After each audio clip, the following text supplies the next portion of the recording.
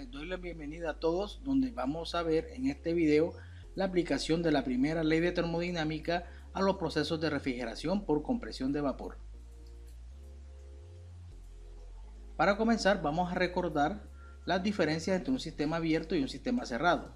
Recuerden que en los sistemas abiertos la energía y la masa entran y salen de las fronteras establecidas, como en este caso, esta es nuestra frontera, y vemos que la masa entra y sale de la misma. Y los sistemas cerrados donde la masa no atraviesa la frontera establecida, pero sí lo podemos hacer la energía. En este caso, si demos un émbolo aquí, en este cilindro, la masa va a estar confinada y no va a salir del sistema.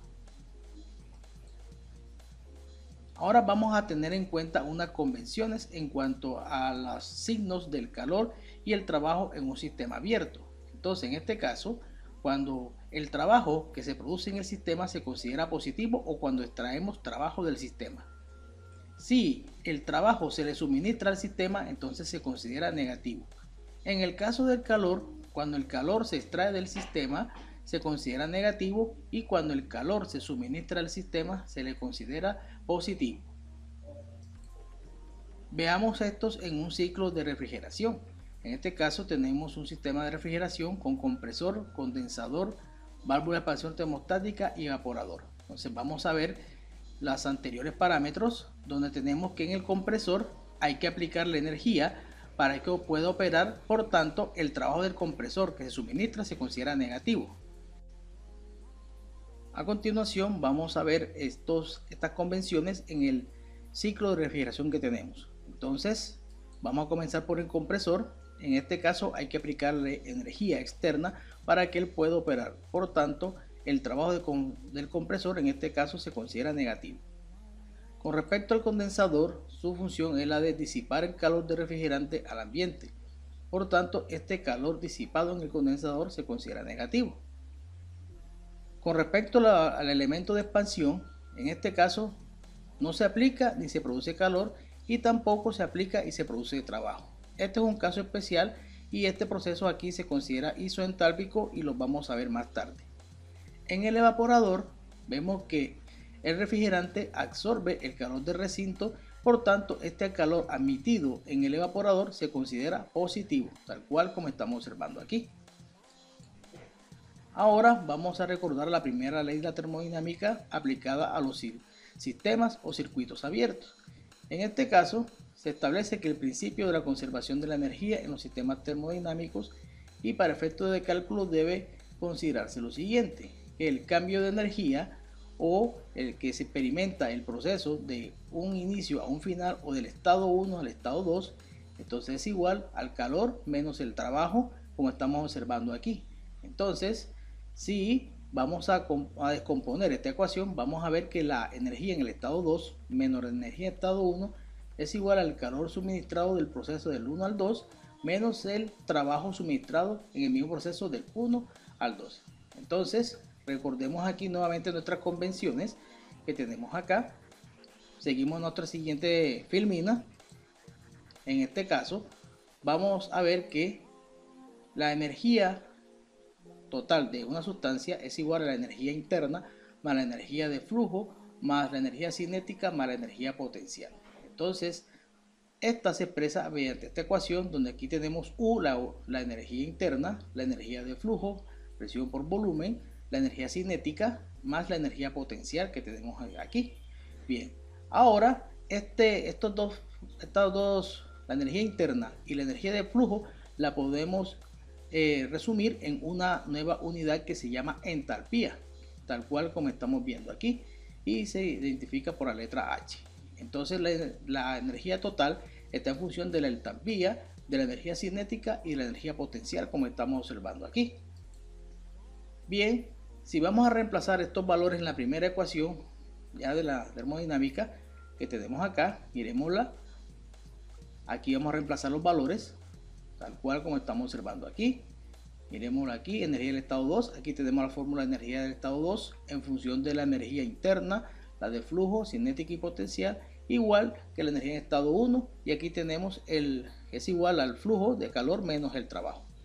Entonces, si nosotros agrupamos esta ecuación, nos va a quedar que el calor del proceso del 1 al 2 es igual al cambio de entalpía, ¿cierto? Más el cambio de energía cinética más el cambio de energía potencial. Ahora, si tenemos las consideraciones en las cuales vamos a despreciar los cambios de energía potencial y los cambios de energía cinéticas, entonces nuestra ecuación de la primera ley queda, veámoslo aquí, la pasamos de la filmina anterior y estos factores se vuelven cero. Por tanto, la ecuación aquí del calor del proceso del 1 al 2 es igual al cambio de entalpía más el trabajo del 1 al 2. Bien, pero para efectos de cálculos rápidos, vamos a dividir todas estas unidades entre la masa y por tanto nos quedan en expresiones con Q minúscula, que significa el calor específico, o sea, la energía calorífica entre la masa. Y aquí tenemos las H minúsculas, que son las entalpías específicas.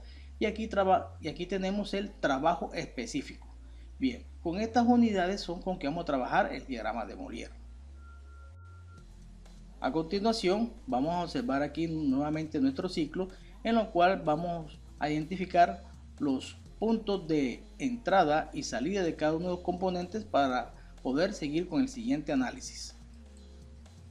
Bien, aquí tenemos nuestro diagrama de Molière, aquí tenemos nuestro ciclo de refrigeración para el cual vamos a colocar aquí las presiones de descarga, miren aquí, la presión de succión, y también vamos a colocar los diferentes puntos de nuestro ciclo que está aquí representado y los vamos a ver aquí en estos puntos.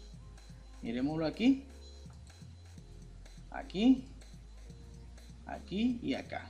Entonces, ya en unos videos pasados hemos explicado estos puntos, por tanto no vamos a entrar en detalle, solamente que aquí están representados y con base en esto vamos a obtener todas las fórmulas necesarias para hacer un análisis de un ciclo de refrigeración por compresión de vapor. Primeramente vamos a analizar el proceso de compresión. Este va desde el punto H hasta el punto A. En este caso entra vapor refrigerante a baja temperatura y baja presión y sale vapor refrigerante a alta temperatura y alta presión. Vemos el proceso de aquí hasta acá. Bien, en el compresor se aplica un trabajo externo para su operación. Por tanto, ese trabajo se considera negativo, pero no se suministra ni extrae calor del refrigerante. Por tanto, el Q es igual a 0. Entonces vamos a tener en cuenta aquí la ecuación que vimos anteriormente del proceso del punto H al punto A de Q de calor es igual a la diferencia de entalpía del punto A menos la entalpía específica del punto H más el trabajo realizado desde el punto H al punto A. Pero recuerden que el calor aquí suministrado es 0, por tanto aquí este Q se hace 0 y el trabajo acá se hace negativo y por eso cambia de signo. Ahora si nosotros despejamos el trabajo, está en función de la diferencia de entalpía específica entre el punto A y el punto H. Eso es lo que estamos viendo aquí. Véanlo aquí y mírenlo aquí. Entonces aquí tenemos el trabajo específico del compresor. Se da en función, en este caso, de kilojoule por kilogramos. Entonces podemos decir o generalizar que el trabajo específico del compresor es igual a la entalpía a la salida del compresor o la entalpía de refrigerante a la salida del compresor menos la entalpía de refrigerante a la entrada del compresor, tal cual como estamos observando aquí. A continuación vamos a analizar el proceso de condensación. En este caso el proceso de condensación va desde el punto B al punto C. Bien, muchas veces el punto A y el punto B están unidos, por tanto se toma que la condensación iría desde el punto A hasta el punto C y esto ocurre especialmente en equipos pequeños o domésticos o comerciales, pero en equipos industriales hay que analizar si esta diferencia vale la pena el siguiente análisis. Entonces para este caso vamos a tomar aquí que la entrada del condensador es el punto B. Entonces hay que tener en cuenta que en el proceso de condensación no se suministra ni extrae trabajo del refrigerante, por tanto el trabajo es 0 y el calor que se extrae del refrigerante se considera negativo. Entonces, de acuerdo a la ecuación, ya en el calor del punto B al punto C es igual a la entalpía específica del punto C menos la entalpía específica del punto B, más el trabajo desde el punto B al punto C. Pero recuerden que en este caso el calor es negativo, por esa razón aquí cambia de signo y el trabajo es 0. Entonces, al despejar la ecuación, nos vamos a dar cuenta que ese calor específico ¿cierto?, del condensador es igual a la, vemos aquí, la entalpía específica de refrigerante a la entrada del condensador menos la entalpía específica de refrigerante a la salida del condensador, y eso lo vemos aquí en este gráfico. Mírenlo aquí y mírenlo acá. Entonces esta diferencia es lo que se constituye el calor específico emitido o retirado por el condensador.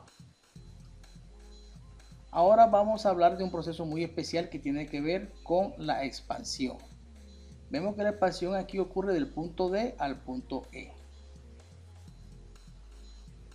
Entonces, en este proceso de expansión no se aplica ni extrae trabajo al refrigerante. Por tanto, el W es igual a 0. Pero tampoco se extrae ni se suministra calor, por tanto el Q es igual a 0. Entonces aquí tenemos una situación especial. Vamos a partir aquí de la ecuación nuevamente, donde el calor en el proceso del punto D al punto E es igual a la diferencia de entalpías entre el punto E menos el punto D más el trabajo realizado del punto D al punto E. Pero recuerden que aquí el trabajo es 0 y el calor es 0. Por tanto me queda que la entalpía del punto E es igual a la entalpía del punto D. En otras palabras, la entalpía del refrigerante a la entrada del elemento de expansión es igual a la entalpía del refrigerante a la salida del elemento de expansión. Por tanto, se considera que esto es un proceso isoentálpico, como lo vimos anteriormente, y aquí lo podemos ver. Correcto. Ahora vamos a ver el siguiente proceso, y tiene que ver con el proceso de evaporación. En este caso, este proceso va desde la entrada del refrigerante en el evaporador, pues punto F, hasta su salida en el punto G. Entonces en el evaporador no se administra ni extrae trabajo al refrigerante, por tanto su trabajo es 0. Pero sí se suministra calor al mismo y por tanto ese calor se considera positivo. Por tanto, de la ecuación que estamos trabajando, aquí donde podemos ver que el calor específico del punto F al punto G es igual a la entalpía específica del punto G menos la entalpía específica del punto F más el trabajo. Pero teniendo en cuenta estas consideraciones, vemos aquí que el calor específico sigue siendo positivo, mientras que el trabajo sigue siendo 0, o aquí o cambia a 0 mejor. Entonces, como conclusión, podemos decir que el calor específico del evaporador o que admite el evaporador es igual a la entalpía de refrigerante a la salida del evaporador menos la entalpía de refrigerante a la entrada del evaporador, tal cual como estamos observando, y aquí lo podemos ver gráficamente, donde podemos ver la diferencia de entalpías entre estos dos puntos. Bien, ahora por último vamos a hablar del COP, que tiene que ver con el rendimiento y se refiere a la relación entre el calor que absorbe el ciclo. Estamos hablando del Q o el calor específico absorbido por el evaporador y el trabajo ejercido por el compresor. Entonces vamos a darnos cuenta que aquí tenemos la expresión del COP. Mírenla aquí. Recordemos que el calor específico del evaporador es igual a la entalpía de refrigerante a la salida del evaporador menos la entalpía de refrigerante a la entrada del evaporador, y lo podemos ver aquí. Miremoslo aquí y miremoslo acá.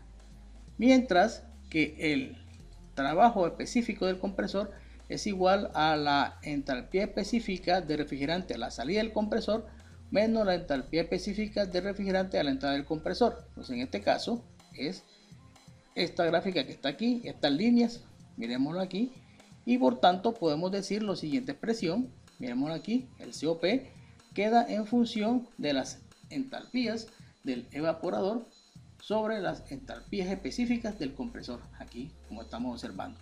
Pero también podemos usar esta, no hay problema. Si ya yo calculé este valor y este valor, pues prefiero usar esta fórmula que usar esta. Bien, ahora vamos a ver otros cálculos. Vamos a ver el flujo másico, potencias frigoríficas en evaporador y condensador, potencias de consumo de compresor y flujo volumétrico del sistema.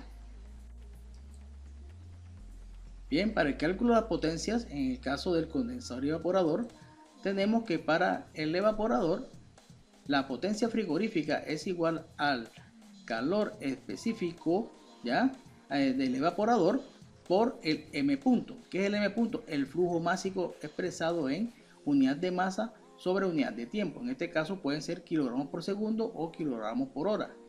Lo mismo que para hallar la potencia de disipación de calor del condensador es igual, aquí tenemos aquí, al calor específico del condensador por el flujo másico. Vémoslo acá.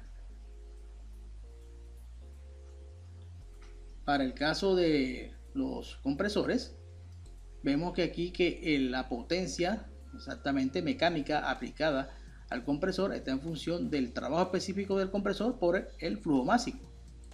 Lo mismo que la potencia frigorífica del compresor está en función de la entalpía de refrigerante a la entrada del compresor menos la entalpía de refrigerante a la entrada del evaporador multiplicado por el flujo másico. También tenemos la relación de compresión que está en función de la relación entre la presión absoluta de descarga y la presión absoluta de succión. Aquí tenemos nuevamente nuestro COP, bien, ya lo vimos en una filmina pasada, y tenemos aquí el volumen de desplazamiento del compresor o volumen desplazado. Estas unidades están en metros cúbicos por hora y está en función del, aquí da volumen específico de refrigerante a la entrada del compresor multiplicado por el flujo másico. Esto es un valor muy importante porque aquí ya podemos ver las capacidades del compresor. Muchas gracias y nos vemos en otro video.